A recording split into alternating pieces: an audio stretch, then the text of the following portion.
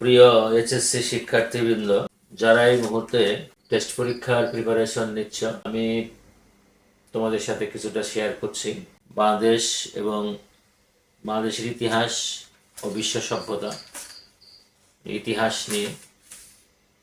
গতকালকে সংক্ষিপ্ত উত্তর প্রশ্নগুলো সাজেশন আকারে উপস্থাপন করেছি প্রথম পর্বে। আজকে দ্বিতীয় পর্ব। আজকে তোমাদের 6টি অধ্যায় থেকে জ্ঞানমূলক প্রশ্ন, অর্থাৎ ক নাম্বারের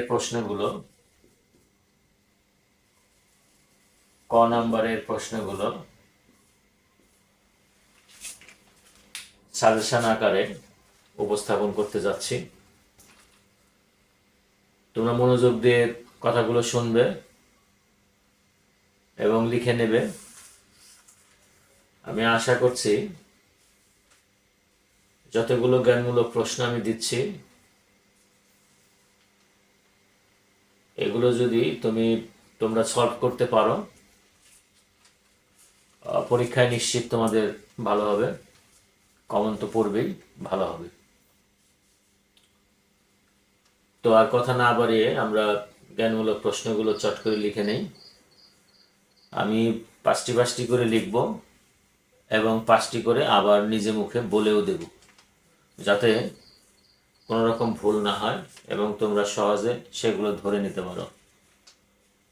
জ্ঞানমূলক প্রশ্ন লিখে নাও। এর মধ্যে আরেকটি কথা, গত ক্লাসের যে প্রশ্নগুলো দেওয়া হয়েছিল সংক্ষিপ্ত উত্তরের প্রশ্ন, ওখান থেকেও কিন্তু জ্ঞানমূলক প্রশ্ন থাকবে। আবার এখানে যে জ্ঞানমূলক প্রশ্নগুলো দেওয়া হচ্ছে, এখান থেকেও কিন্তু 2-4টি সংক্ষিপ্ত উত্তরের প্রশ্নে যেতে পারে। সেই ক্ষেত্রে প্রশ্নের ধরনটা একটু পরিবর্তন হবে।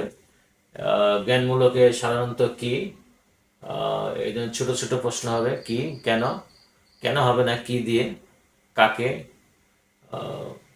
বুঝো, কে, এরকম উত্তর হবে। কিন্তু ওই সংক্ষিপ্ত উত্তরে গিয়ে ওখানে বুঝায়, কাকে বলে, একটু বড় ধরনের হবে। মানে সংক্ষিপ্ত উত্তরগুলোর নাম্বার হচ্ছে 2, আর জ্ঞানমূলকের নাম্বার হচ্ছে 1। তাহলে 2-এর জন্য কতটুকু লিখতে হবে আর জ্ঞানমূলকের জন্য কতটুকু লিখতে হবে, এটা তোমাদের নিশ্চয়ই জানা আছে, যেহেতু তোমরা 10ম শ্রেণীর ছাত্র, এইচএসসি পরীক্ষার্থী। এই বিষয়ে তোমাদেরকে আর নতুন করে বলার কোনো সুযোগ নেই। তো আমরা জ্ঞানমূলক প্রশ্নগুলো দিচ্ছি, একে একে লিখে নাও এবং শুনে নাও। 1, ফরায়েজি আন্দোলন কি? ফরায়েজি আন্দোলন কি? 2, আইনি আকবরী কি? আইন-ই আকবরী, আইনি আকবরী কি? 3, কপ কি? 4, ঐতিহ্য কি? খুবই ছোট ছোট প্রশ্ন। ঐতিহ্য কি? 5, হায়ারোগ্লিফিক কি?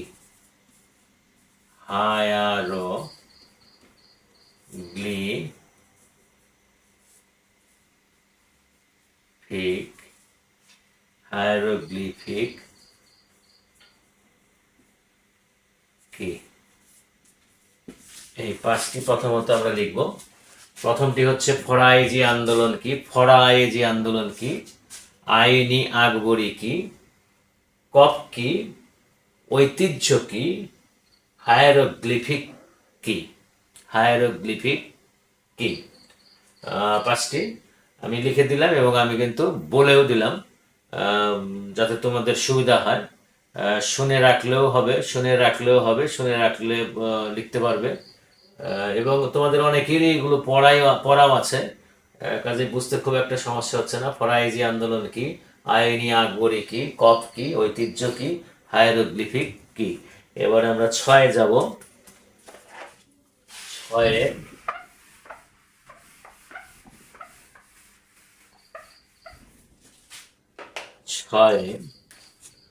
বরেন্দ্র কোন এলাকা জুড়ে বিস্তৃত? বরেন্দ্র কোন এলাকা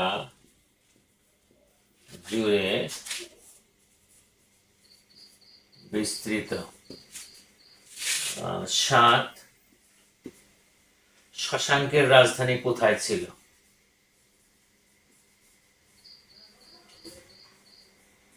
শশাঙ্কের রাজধানী কোথায় ছিল?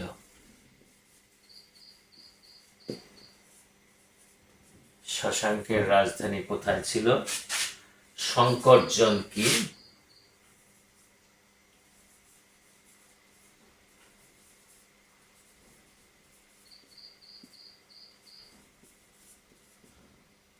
নয় সুবা কি?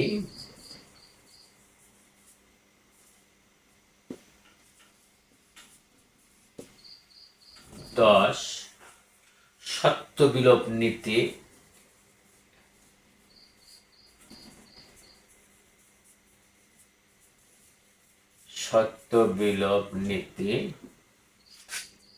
কি? এই হচ্ছে 10 নাম্বার পর্যন্ত আমরা চলে এসেছি। বরেন্দ্র কোন এলাকা জুড়ে বিস্তৃত? 6 নাম্বার হচ্ছে বরেন্দ্র কোন এলাকা জুড়ে বিস্তৃত? বরেন্দ্র কোন এলাকা জুড়ে বিস্তৃত? শশাঙ্কের রাজধানী কোথায় ছিল?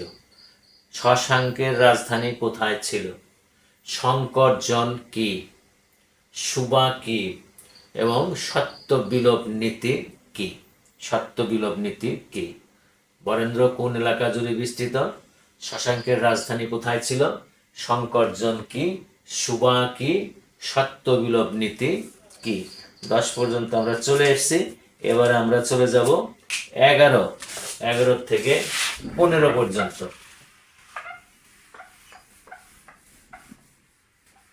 11 থেকে 15 পর্যন্ত আমরা চলে যাচ্ছি। 11 হচ্ছে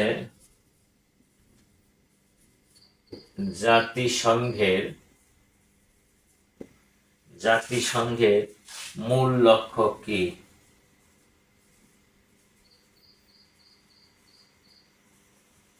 জাতিসংঘের মূল লক্ষ্য কি? 12তে হচ্ছে হেলেনিক সংস্কৃতি কি?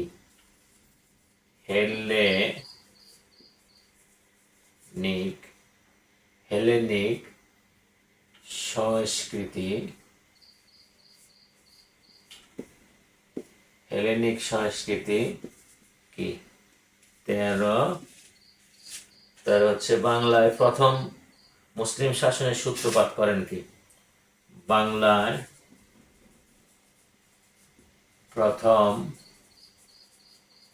মুসলিম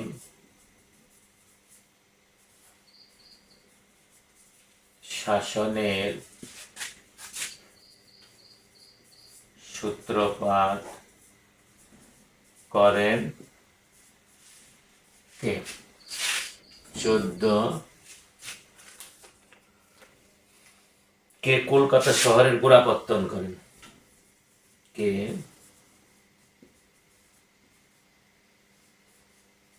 কলকাতা শহরের গোড়াপত্তন করেন? 15 গৌড়ের রাজধানী কোথায় ছিল?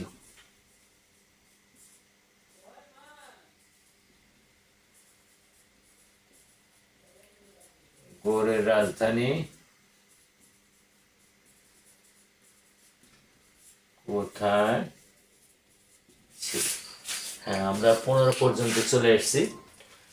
আমি এখন বলে দিচ্ছি জাতিসংঘের মূল লক্ষ্য কি? জাতিসংঘের মূল লক্ষ্য কি? হেলেনিক সংস্কৃতি কি? এটি হচ্ছে 12 নম্বর। হেলেনিক সংস্কৃতি কি? বাংলায় প্রথম মুসলিম শাসনের সূত্রপাত করেন কে?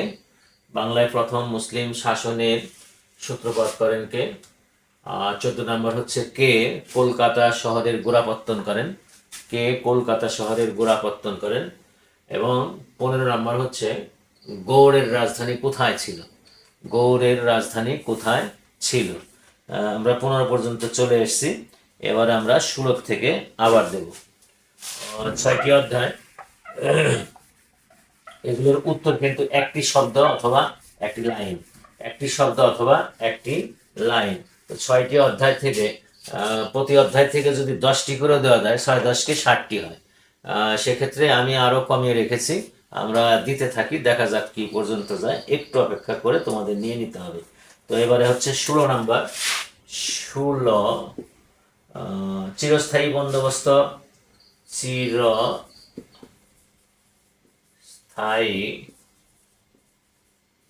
বন্দোবস্ত প্রবর্তন করেন কে? প্রবর্তন করেন কে? চিরস্থায়ী বন্দোবস্ত প্রবর্তন করেন কে? আধুনিক ইতিহাসের জনক কে? 17 আধুনিক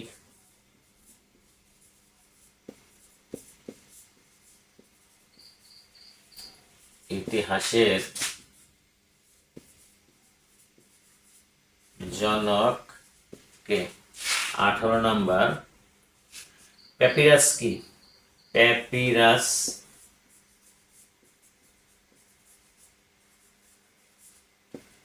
প্যাপিরাস কি?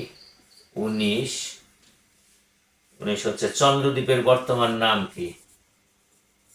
চন্দ্রদ্বীপের বর্তমান নাম কি? এবং 20 মুঘল আমলে প্রদেশগুলো কি নামে পরিচিত ছিল? মুঘল আমলে প্রদেশগুলো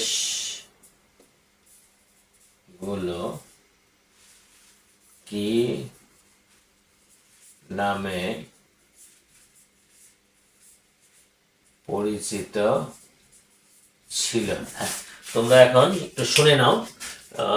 16 নাম্বার হচ্ছে চিরস্থায়ী বন্দোবস্ত প্রবর্তন করেন কে? চিরস্থায়ী বন্দোবস্ত প্রবর্তন করেন কে? 17 নম্বর হচ্ছে আধুনিক ইতিহাসের জনক কে? আধুনিক ইতিহাসের জনক কে? 18 নম্বর হচ্ছে প্যাপিরাস কি? প্যাপিরাস, পয় জফলা আকার প্যাপিরাস, প্যাপিরাস কি? 19 নম্বর হচ্ছে চন্দ্রদ্বীপের বর্তমান নাম কি? চন্দ্রদ্বীপের বর্তমান নাম কি? এবং 20 নম্বর হচ্ছে মুঘল আমলে প্রদেশগুলোর পরিচিতি, প্রদেশগুলো কি নামে পরিচিত ছিল?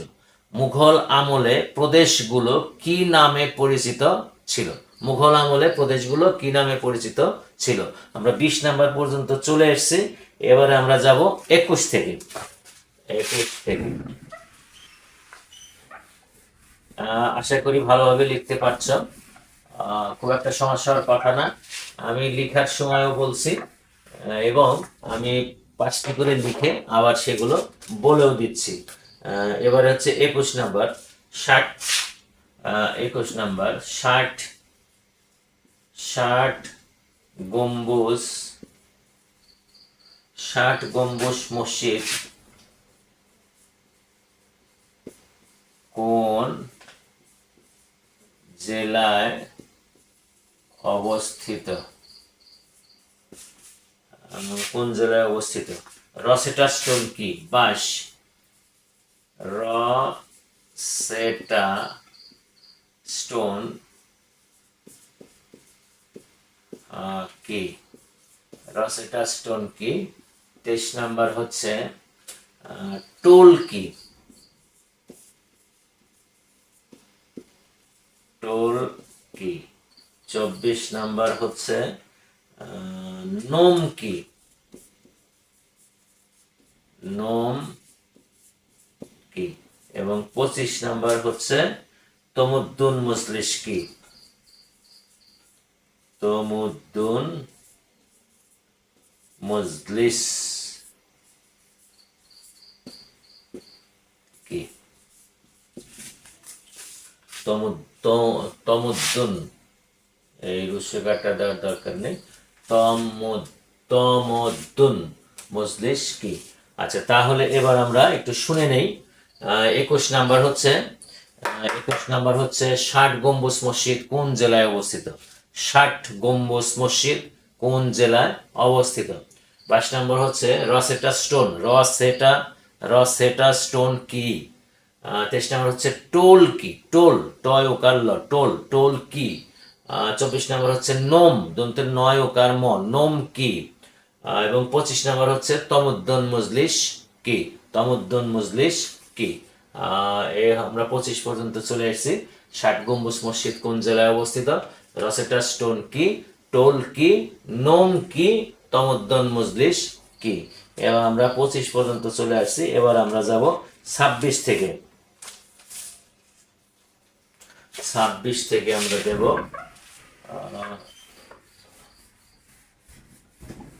যাতে তোমরা আজকে পেয়ে কালকেই তোমরা প্রশ্নগুলো সলভ করে নিতে পারো। 26 নম্বর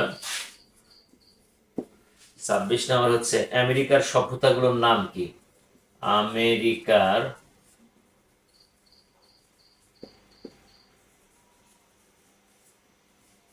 সভ্যতাগুলোর নাম কি? 27 মেসোপটেমিয়া। মেসোপটেমিয়া কি? মেসোপটেমিয়া, মেসোপটেমিয়া কি? 28 বিশাখা কিসের নাম? বিশাখা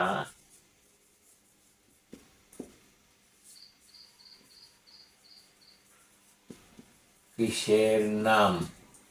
29 হচ্ছে সপ্তম শতকে বাণিজ্য হতো কোন পথে? সপ্তম শতকে বাণিজ্য হতো কোন পথে? এবং 30 হচ্ছে নদী অববাহিকায়, নদী অববাহিকায় কোন সমাজ গড়ে ওঠে?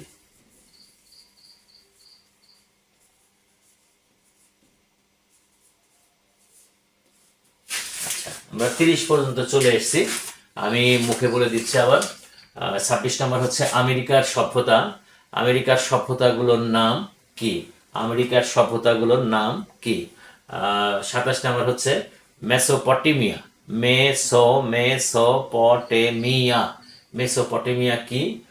28 নম্বর হচ্ছে বিশাখা কিসের নাম? বিশাখা কিসের নাম? 29 হচ্ছে সপ্তম শতকে বাণিজ্য হতো কোন পথে? সপ্তম শতকে বাণিজ্য হতো কোন পথে? এবং 30 নম্বর হচ্ছে নদী অববাহিকায় কোন সমাজ গড়ে ওঠে? নদী অববাহিকায় কোন সমাজ গড়ে ওঠে? আমি আবার বলছি, আমেরিকার সভ্যতাগুলোর নাম কি? মেসোপটেমিয়া কি?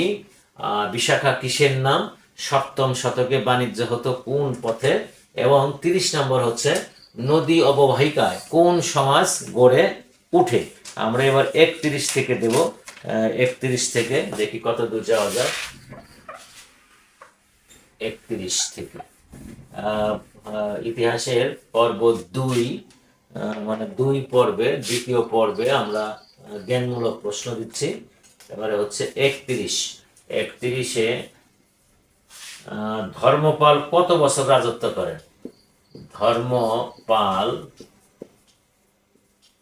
কত বছর রাজত্ব করেন? কত বছর রাজত্ব করেন? 32 হচ্ছে বক্সারের যুদ্ধ সংঘটিত হয় কত সালে? বক্সারের যুদ্ধ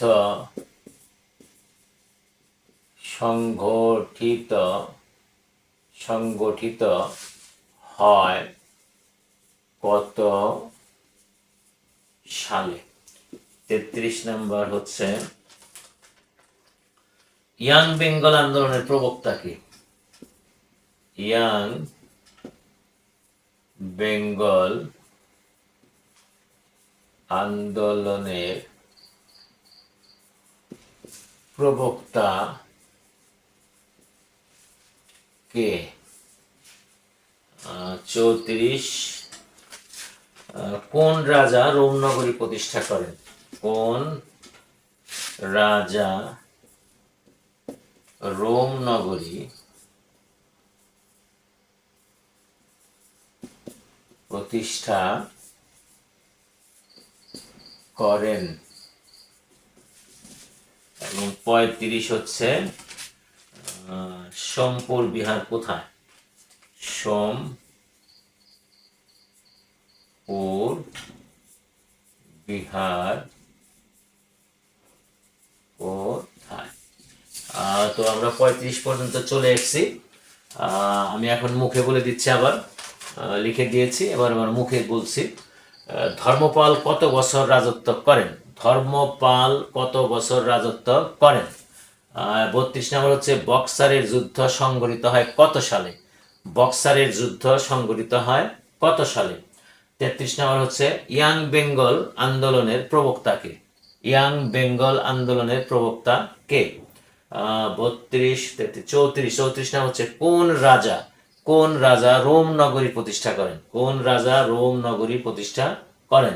এবং 35 নম্বর হচ্ছে সোমপুর বিহার কোথায়? সোমপুর বিহার কোথায়? আরেকবার বলে দিচ্ছি, ধর্মপাল কত বছর রাজত্ব করেন? বক্সারের যুদ্ধ সংঘটিত হয় কত সালে? ইয়াং বেঙ্গল আন্দোলনের প্রবক্তা কে? কোন রাজা রোম নগরী প্রতিষ্ঠা করেন? এবং 35 নাম হচ্ছে সোমপুর বিহার কোথায় অবস্থিত। আশা করি তোমরা লিখতে পারছো এবং কোনো রকম সমস্যা হচ্ছে না, যেহেতু আমি লিখেও দিচ্ছি এবং পাশাপাশি বলেও দিচ্ছি। এবারে একটু ঝটপট লিখতে হবে, আর যাদের পড়া আছে তাদের জন্য খুব একটা সমস্যার কথা না, কিন্তু যাদের কাছে একেবারে নতুন মনে হচ্ছে তারা একটু সমস্যায় পড়ছো বোধ করি। তো 36 নাম্বার একটু দেখো, দান সাগর গ্রন্থের রচয়িতা কে? দান সাগর গ্রন্থের রচয়িতা কে? 37 নাম্বার হচ্ছে ভাস্কো দা গামা কোন দেশের নাবিক ছিলেন? ভাস্কো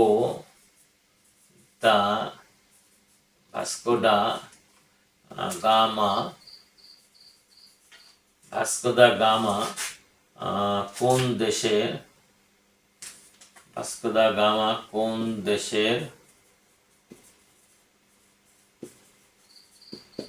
নাবিক ছিলেন? আচ্ছা, 38 বিজ্ঞানসম্মত ইতিহাসের জনক কে? বিজ্ঞান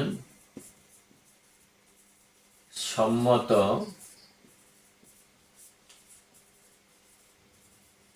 ইতিহাসের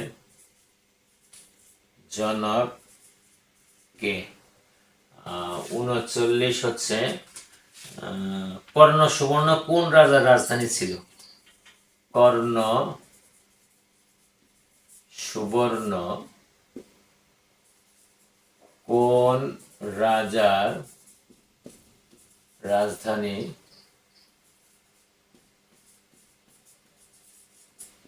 ছিল? 40 নাম্বার গুপ্তদের রাজধানী কোথায় ছিল?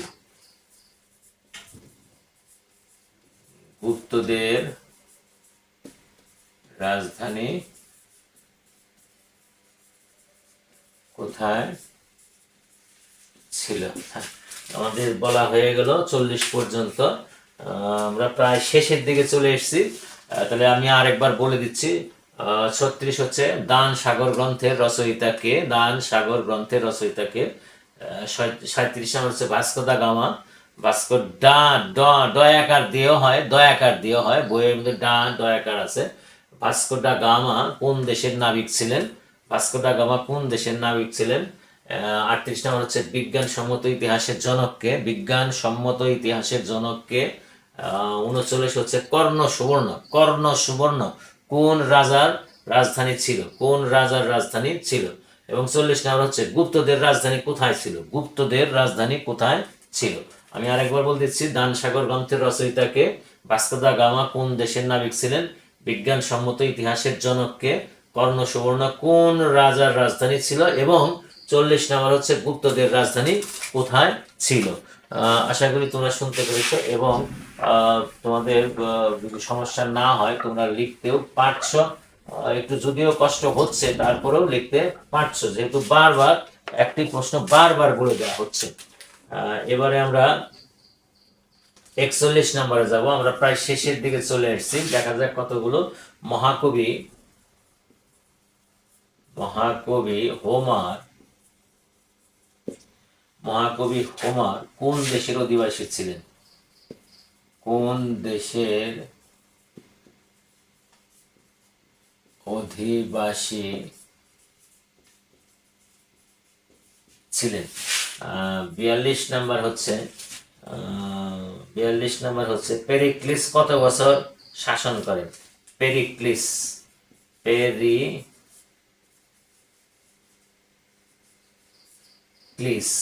পেরিক্লিস কত বছর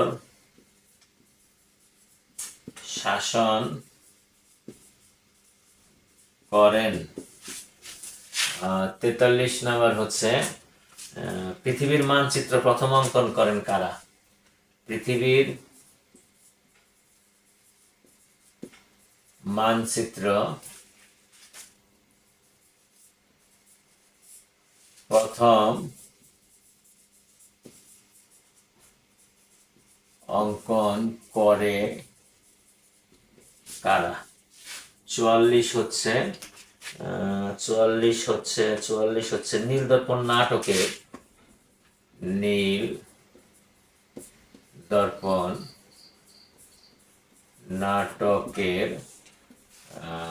রচয়িতা,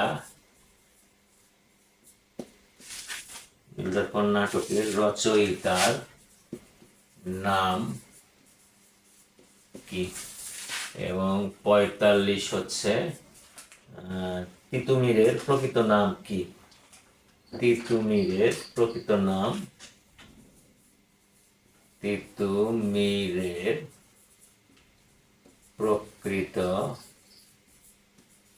নাম কি।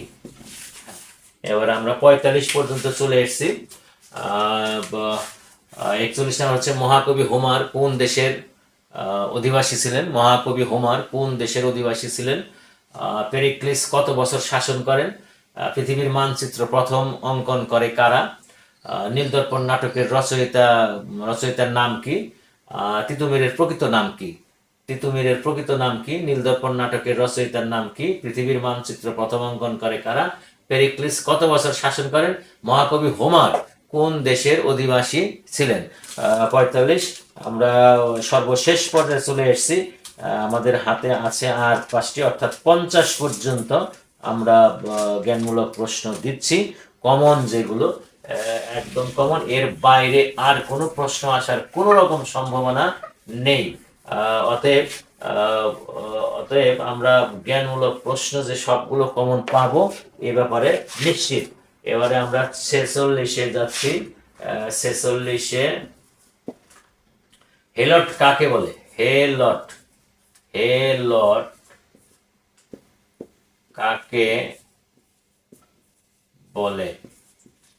কাকে বলে, হেল্ট।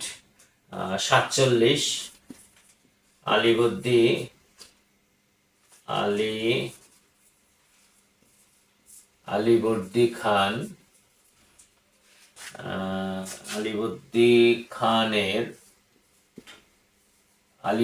খান প্রথম কন্যার নাম কি ছিল, কন্যার নাম কি ছিল। 48 নম্বর হচ্ছে 48 হচ্ছে অবরোধবাসিনী গ্রন্থটির রচয়িতা কি, অবরোধ বাসিনী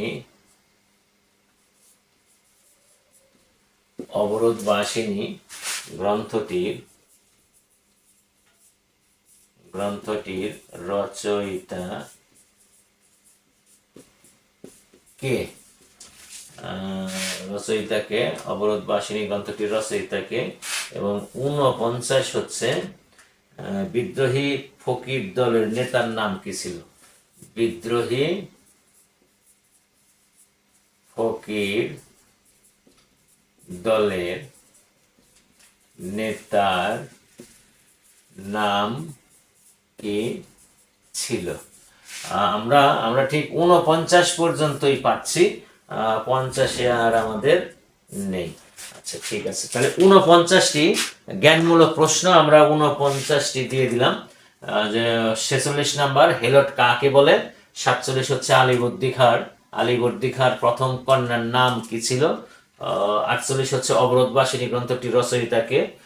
এবং 49 হচ্ছে বিদ্রোহী ফকির দলের নেতার নাম কি ছিল? বিদ্রোহী ফকির দলের নেতার নাম কি ছিল? এই হচ্ছে 49টি, তার মানে 6টি অধ্যায় থেকে 49টি। 10টি করে দিল, 6 10 কে 60টি হয়, সেখানে 49টি, তার মানে 10-এরও কম আছে। 6 7 6 8 48। আর প্রত্যেক অধ্যায় থেকে গড়ে 8টি করে জ্ঞানমূলক প্রশ্ন দেওয়া হয়েছে। এবং আমি নিশ্চিত এর বাইরে জ্ঞানমূলক প্রশ্ন আসলে আসার কথা না, কারণ প্রত্যেক অধ্যায়ে এই কয়টি হচ্ছে চুম্বক প্রশ্ন, যেগুলো বাদ দিয়ে প্রশ্নকর্তার আর অন্যদিকে যাওয়ার কোনো উপায় নেই। তো আমি আরেকবার বলে দিচ্ছি, সবাই একটু কান পেতে শুনে নাও। প্রথমটি হচ্ছে ফরাইজি আন্দোলন কি, আইনি আকবরী কি, কপ কি, ঐতিহ্য কি, হায়ারোগ্লিফিক কি, বরেন্দ্র কোন এলাকা জুড়ে বিস্তৃত, শশাঙ্কের রাজধানী কোথায় ছিল, সংকটজন কি, সুবা কি, সত্যবিলোপ নীতি কি, জাতিসংঘের মূল লক্ষ্য কি, হেলেনিক সংস্কৃতি কি, বাংলায় প্রথম মুসলিম শাসনের সূত্রপাত করেন কে, কে কলকাতা শহরের গোড়াপত্তন করেন, গৌড়ের রাজধানী কোথায় ছিল, চিরস্থায়ী বন্দোবস্ত প্রবর্তন করেন কে, আধুনিক ইতিহাসের জনক কে, প্যাপিরাস কি, চন্দ্রদ্বীপের বর্তমান নাম কি, মুঘল আমলে প্রদেশগুলো কি নামে পরিচিত ছিল, 60 গম্বুজ মসজিদ কোন জেলায় অবস্থিত, রসেটা স্টোন কি, টোল কি, নোম কি, তমুদ্দুন মজলিস কি, আমেরিকার সভ্যতাগুলোর নাম কি, মেসোপটেমিয়া অর্থ কি, বিশাখা কিসের নাম? এটি। 7ম শতকে বাণিজ্য হতো কোন পথে, নদী অববাহিকায় কোন সমাজ গড়ে ওঠে? আর একটা হচ্ছে ধর্মপাল কত বছর রাজত্ব করেন? বক্সারের যুদ্ধ সংঘটিত হয় কত সালে? ইয়াং বেঙ্গল আন্দোলনের প্রবক্তাকে? কোন রাজা রোম নগরী প্রতিষ্ঠা করেন? সোমপুর বিহার কোথায়? দানসাগর গ্রন্থের রচয়িতাকে? ভাস্কো দা গামা কোন দেশের নাবিক ছিলেন? বিজ্ঞানসম্মত ইতিহাসের জনক কে? এখানে একটা প্রশ্ন, সেটি হচ্ছে আধুনিক ইতিহাসের জনককে আর বিজ্ঞানসম্মত ইতিহাসের জনককে, একই উত্তর। তাহলে সেই হিসাবে একই উত্তর, শুধু প্রশ্নটা একটু দুটি দেওয়ার অর্থ হচ্ছে যে কোনো রকম চিন্তিত না হয়ে বিজ্ঞানসম্মত যেটি, সেটিকে কিন্তু আধুনিক, এই ধরনের একটি এটা উল্লেখ করা হয়েছে। কর্ণ সুবর্ণ কোন রাজার রাজধানী ছিল? গুপ্তদের রাজধানী কোথায় ছিল? মহাকবি হোমার কোন দেশের অধিবাসী ছিলেন? পেরিক্লিস কত বছর শাসন করেন? পৃথিবীর মানচিত্র প্রথম অঙ্কন করে কারা? নীলদর্পণ নাটকের রচয়িতার নাম কি? তিতুমিরের প্রকৃত নাম কি? হেলট কাকে বলে? আলীবর্দী খাঁর প্রথম কন্যার নাম কি ছিল? অবরোধবাসিনী গ্রন্থটির লেখককে, রচয়িতাকে, বিদ্রোহী ফকির দলের নেতার নাম কি ছিল? এই হচ্ছে 49টি, তার মানে 6টি অধ্যায় থেকে 49টি জ্ঞানমূলক প্রশ্ন দেওয়া হলো, যার প্রত্যেকটির নাম্বার হচ্ছে 1 করে। এবং তোমাদের অবশ্যই জ্ঞানমূলক প্রশ্নগুলো কারেক্ট হতে হবে এবং অনুধাবনমূলক যে প্রশ্ন, খ নাম্বার প্রশ্ন, সেগুলো কারেক্ট হতে হবে। এবং পাশাপাশি যে সংক্ষিপ্ত উত্তরের যে প্রশ্ন, সেগুলো কারেক্ট হতে হবে।